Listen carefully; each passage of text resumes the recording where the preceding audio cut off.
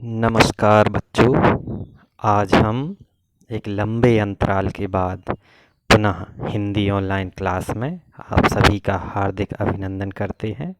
मैं डॉक्टर अरुण मिश्रा, स्नातकोत्तर शिक्षक हिंदी, केंद्रीय विद्यालय क्रमांक 1 सागर से आप सभी को उषा कविता के बारे में बताने जा रहा हूँ। तो आप स्लाइड में दो चित्र देख रहे हैं, है ना। एक पहले ऊपर वाला चित्र और फिर नीचे वाला चित्र। ऊपर वाला चित्र जो है, इस चित्र में आपको धुंधलापन दिखाई दे रहा है, अंधकार जैसा, है ना। और दूसरे वाले चित्र में आपको आकाश में हल्की सी लालिमा दिखाई दे रही है। ये लालिमा क्या इंगित करती है, क्या बताती है आपको कि शायद सुबह होने वाली है, प्रातःकाल का समय आने वाला है। चित्रों को देखकर आपके मन में कई कल्पनाएं आ रही होंगी कि नहीं? निश्चित है। तो जब सूर्य की पहली किरण निकलती है, दूसरी वाली स्लाइड में आपने देखा था, उस समय को हम क्या कहते हैं? उस समय के लिए हम कहते हैं, 4 ऑप्शन दिए हैं आपको, प्रातःकाल, पौ फटना, प्रभात और उषा काल। तो वो जो समय है वो कहलाता है उषा काल। और आज हम उषा कविता का अध्ययन करने वाले हैं। उषा प्रातःकालीन समय, सूर्योदय के पूर्व का जो समय होता है वो उषा कहलाता है। जब सूर्य की पहली किरण आकाश में आती है तो उसे कहते हैं उषा। क्या कहते हैं? उषा। इधर चित्र में आपको दिखाई दे रहा होगा कि सूर्य की पहली किरण आकाश में दिखाई दे रही है, हल्का सा पीलापन आकाश लिए है। इसके जो कवि हैं उनका नाम है शमशेर बहादुर सिंह। उषा कविता के कवि हैं शमशेर बहादुर सिंह। इनका जन्म 13 जनवरी 1911 में देहरादून उत्तराखंड में हुआ था। शमशेर बहादुर सिंह का जन्म। इनकी मृत्यु 1993 में दिल्ली में हुई। काल तुझसे होड़ है मेरी, कुछ कविताएं चुका भी हूँ मैं नहीं, सुकून की तलाश, ये इनके कविता संग्रह हैं।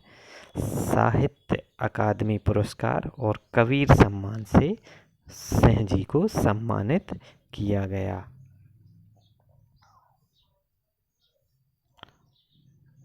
इनकी जो शैलीगत विशेषताएं हैं, कविता की विभिन्न पंक्तियों में उभरेंगी, वो है प्रयोगवादी कविता द्वारा इन्होंने अपनी कविताओं में नए प्रयोग किए हैं। बिंब धर्मिता का प्रयोग, बिंब आप लोगों ने पढ़े होंगे, है ना। तो वो इनकी कविताओं में दिखता है। पिछली कविताओं में बिंब आए थे। उर्दू शायरी का प्रभाव भी इनकी कविताओं में दिखता है। जो हिंदी की बुनियादी ग्रामर है, व्याकरण है, सर्वनाम, क्रिया, अव्यय, मुहावरों का प्रयोग इन्होंने विशेष रूप से किया है, उस पर बल दिया है। नए प्रतीकों का प्रयोग किया है कविता में, नए उपमानों का प्रयोग किया है। नए बिंब, प्रतीक, उपमान कविता के उपकरण बन गए हैं और पुराने उपमानों में नए अर्थ की चमक से इन्होंने अपनी कविता को सराबोर कर दिया है। कविता का आदर्श वाचन करते हैं। प्रात नभ था बहुत नीला, शंख जैसे भोर का नभ, राख से लीपा हुआ चौका अभी गीला पड़ा है। बहुत काली सिल जरा से लाल केसर से कि जैसे धुल गई हो, स्लेट पर या लाल खड़िया चौक मल दी हो किसी ने, नील जल में या किसी की गौर झिलमिल देह जैसे हिल रही हो, और जादू टूटता है इस उषा का, अब सूर्योदय हो रहा है। ये कविता का आदर्श वाचन था। प्रात नभ था बहुत नीला शंख जैसे, ये कविता की पहली पंक्ति है। इसमें प्रातःकालीन नभ का वर्णन कवि ने किया है। प्रात नभ था बहुत नीला शंख जैसे। ये आपको चित्र में एकदम नीला आसमान दिखाई दे रहा है। इधर इधर इधर। तो कवि ने क्या कहा है? शंख जैसे। शंख जैसे मतलब इसमें कौन सा अलंकार आ गया? उपमा अलंकार का प्रयोग कवि ने कर दिया, जैसा जैसे जैसी के द्वारा। ठीक। भूर, कठिन शब्दों के उदाहरण दे देते हैं। भूर, भूर मतलब सुबह। नभ मतलब आकाश। चौका, रसोई घर का जो स्थान है वो चौका कहलाता है। सिल मतलब पत्थर का मसाला पीसने का टुकड़ा। मल देना, लगाना या लपेट देना। गौर यानी सफ़ेद या गोरे रंग का। झिलमिल यानी रंगीन। देह यानी शरीर। जादू, प्रभाव। ऊषा यानी सुबह या प्रातःकाल का समय। कविता में कवि ने सूर्योदय के ठीक पहले के पल पल परिवर्तित रूप का शब्द चित्र उकेरा है। सूर्योदय से पहले आकाश का रंग गहरे नीले रंग का होता है तथा वह सफ़ेद शंख सा दिखाई देता है। आकाश का रंग ऐसा लगता है मानो किसी गृहिणी ने राख से चौका लीप दिया हो। सूर्य के ऊपर उठने पर लालिमा जब फैलती हो तो ऐसा लगता है जैसे काली सिल को किसी ने धो दिया हो या उस पर लाल खड़िया चाक मल दिया हो। नीले आकाश में सूर्य ऐसा लगता है मानो नीले जल से गोरी युवती का शरीर झिलमिला रहा हो। सूर्योदय होते ही उषा का यह जादुई प्रभाव समाप्त हो जाता है। बहुत सुंदर चित्रण प्रातःकाल का कवि ने इसमें किया है उषा कविता में। भोर का नभ राख से लीपा हुआ चौका अभी गीला पड़ा है। ये कविता की दूसरी पंक्ति है। भोर का नभ, भोर मतलब हमने कठिन शब्द में आपको बता दिया पहले। भोर मतलब प्रातःकाल का समय। नभ यानी आकाश। कैसा लग रहा है? राख से लीपा हुआ चौका, जैसे किसी गृहिणी ने राख से चौका लीप दिया हो। ये चित्र में आपको यहाँ दिखाई दे रहा है। जब आप कच्ची मिट्टी का कोई मकान देखेंगे और उसमें जब गोबर से लिपाई की जाती है, उसमें हल्की सी राख मिला दी जाती है तो इस तरह के रंग ज़मीन पर उभरते हैं। सुबह जो उषा काल का समय है उस समय आसमान भी वैसा ही दिखाई देता है। देखो, काव्य दृष्टि देखिए आप, कवि का दृष्टिकोण कि कवि ने आसमान की तुलना किससे कर दी है? राख से लीपे हुए चौके से। मतलब ग्रामीण अंचल की हमारी जो प्राचीन संस्कृति है उसकी अद्भुत छटा का चित्रण इन पंक्तियों में कवि ने किया है। बहुत काली सिल जरा से लाल केसर से की जैसे धुल गई हो। सिल मसाला पीसने का पत्थर होता है ना। तो ऐसा लग रहा है कि जब काली सिल पर बहुत सारे मसाले मिलाकर पीसे जाते हैं तो वो इस तरीके के आकार में दिखाई देने लगती है, उसका रंग ऐसा हो जाता है। अर्थात कवि ने ग्रामीण संस्कृति का या ग्रामीण जो जनजीवन है, गांव का जो प्राकृतिक वातावरण है, वहाँ के लोगों का रहन सहन का तरीका है, उसका कविता में देखिए कितना अनूठा प्रयोग किया है।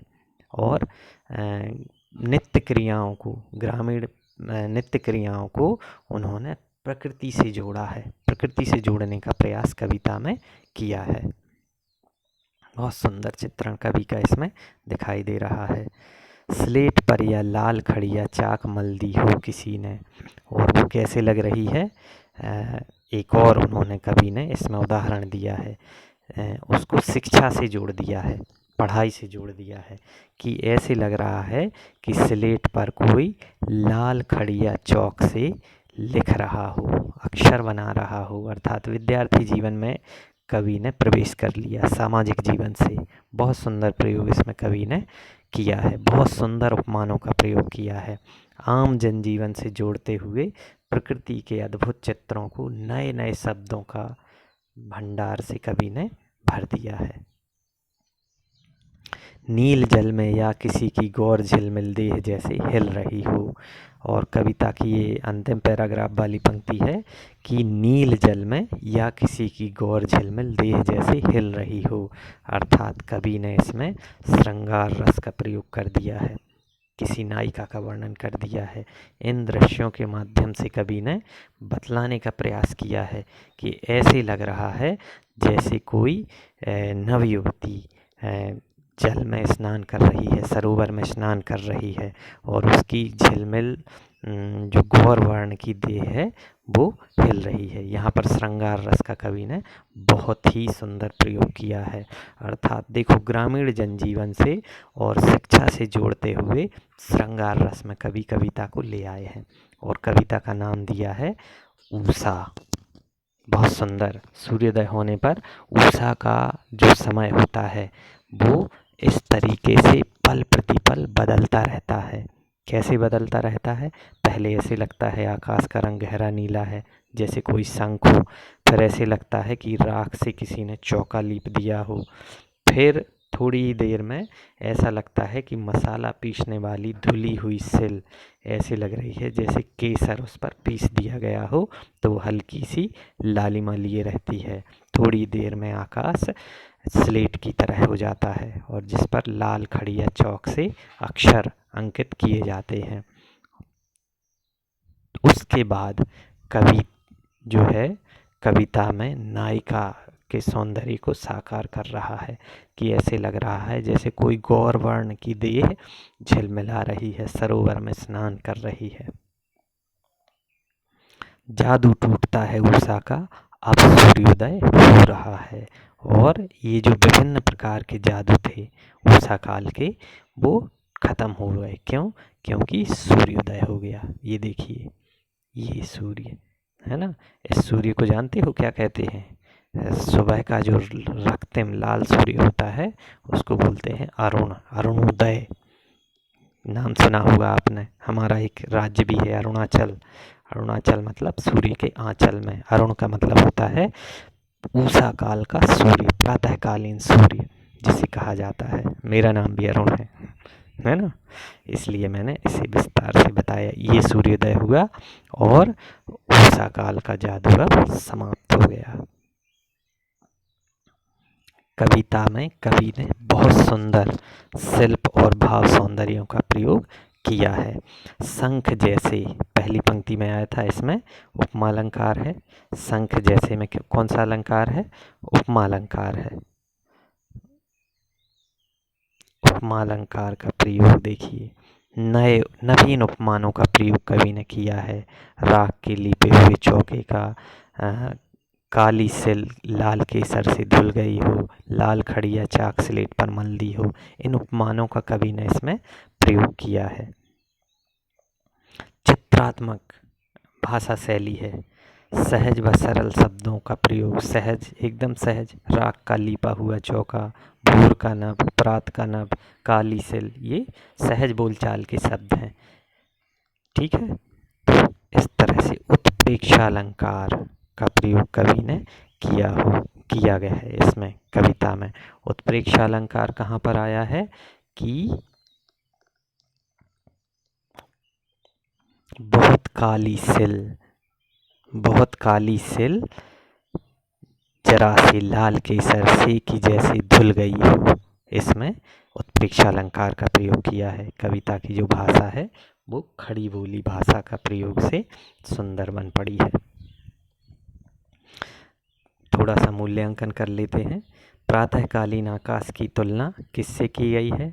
तो प्रातःकालीन आकाश की तुलना जो है वो नमी के धुलने के दृश्य से की गई है ना, और काली सिल से की गई है, स्लेट से की गई है, राख के लीपे हुए चौके से की गई है। भोर के नभ को राख से लीपा हुआ चौका क्यों कहा है?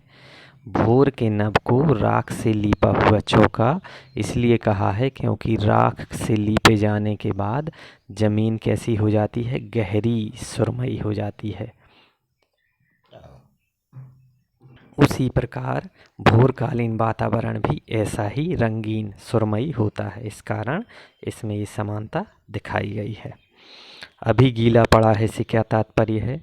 अभी गीला पड़ा है से तात्पर्य ये है कि प्रातःकालीन वातावरण में ओस की नमी है और इसका रंग जो है वो कैसा है? सुरीला है, सुरम्य है। इसी प्रकार इस समय किसी प्रकार का प्रदूषण वातावरण में नहीं होता। जैसे कि हमारा घर साफ स्वच्छ होता है, रात में लीप कर डाल दो, उसी प्रकार का जो वातावरण है वो चारों ओर उषा काल में बना हुआ है, प्रदूषण मुक्त वातावरण।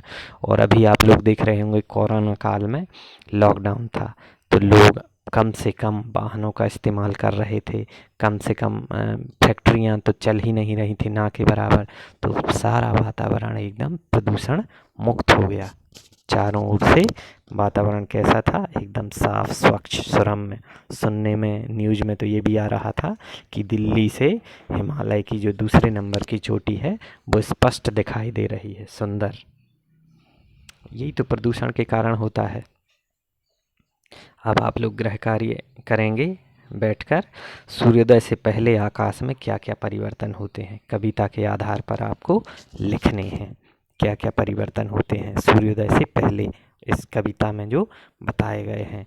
कविता में बहुत सारे प्रश्न भी आए हैं जिनके उत्तर आप लोग लिख पाएंगे कि ऊषा कविता गांव की सुबह का गतिशील चित्र है। ऊषा कविता के उन उपमानों को स्पष्ट कीजिए जिनके कारण इस कविता को गांव की सुबह का चित्र कहा जाता है ना? क्योंकि इसमें सारा ग्रामीण वातावरण भरा हुआ है। राख का लीपा चौका, काली स्लेट पर लाल खलिया मिट्टी, नील जल में गौर झिलमिल दे, यही तो ग्रामीण वातावरण के चित्र हैं, शब्द चित्र हैं ये। भोर का नभ, राख से लीपा हुआ चौका। दूसरा प्रश्न है, नई कविता में कोष्टक, विराम चिन्ह और पंक्तियों के बीच का स्थान भी कविता को अर्थ देता है। कोष्टक से कविता में क्या विशेष अर्थ पैदा हुआ है? कोष्टक में एक शब्द आया है, अभी गीला पड़ा है। अभी गीला पड़ा है मतलब ऐसा लग रहा है कि आकाश रूपी चौके की जो ताजगी है वो नमी की सूचना दे रही है। जानकारी मतलब पहले से हो चुकी है कि राख से लिपा हुआ चौका गीलापन से युक्त है और गीलापन पूरी तरह से स्पष्ट हो गया है। कविता पढ़ते समय इसे मुख्य कविता में कुछ मंद स्वर में पढ़ा जाना है। जैसे मंद स्वर में इसे कैसे पढ़ेंगे, एक बार मैं आपको पढ़ के बता देता हूँ। प्रात नभ था बहुत नीला, शंख जैसे भोर का नभ, राख से लीपा हुआ चौका अभी गीला पड़ा है।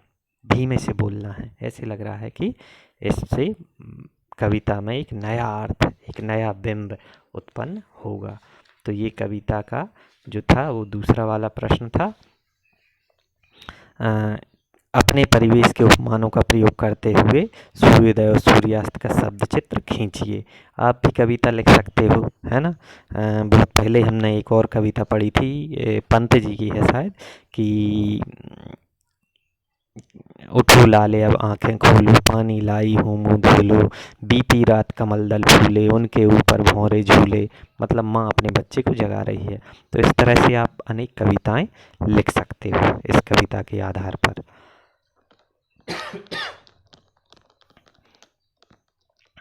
आशा है आपको ये ऊषा कविता बहुत अच्छे से समझ में आई होगी। स्वस्थ रहें, प्रसन्न रहें और मस्त रहें। धन्यवाद के साथ मैं आपसे विदा लेता हूँ। अगली कक्षा में हम फिर मिलेंगे, तब तक के लिए नमस्कार।